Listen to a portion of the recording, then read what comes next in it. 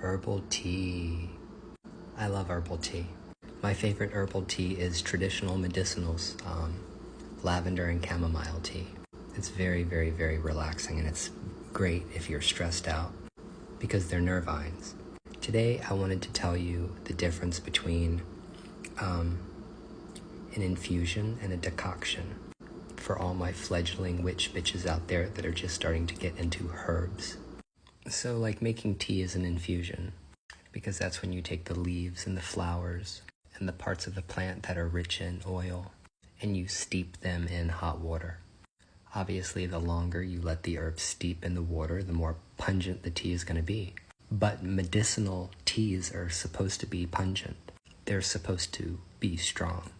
You can always put a little bit of honey in your tea to sweeten it up if it's really bitter.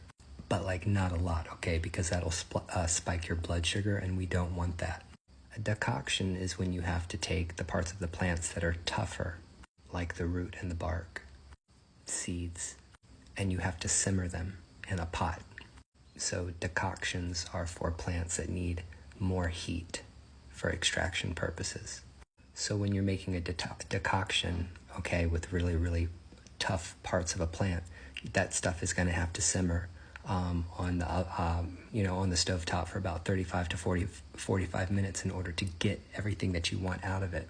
Whereas when you make an infusion, when you make an herbal tea, you really should let the medicinal herbs soak for about 25 to 30 minutes in, after applying boiling hot water, and leave them alone for them to steep.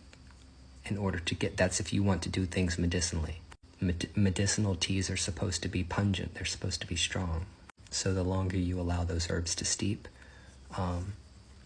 then you're going to get a real potent cup of tea. So anyway, this was just a terminology video. I wanted to tell you the difference between what an infusion and what a decoction was. So if anybody asks you the difference, now you know.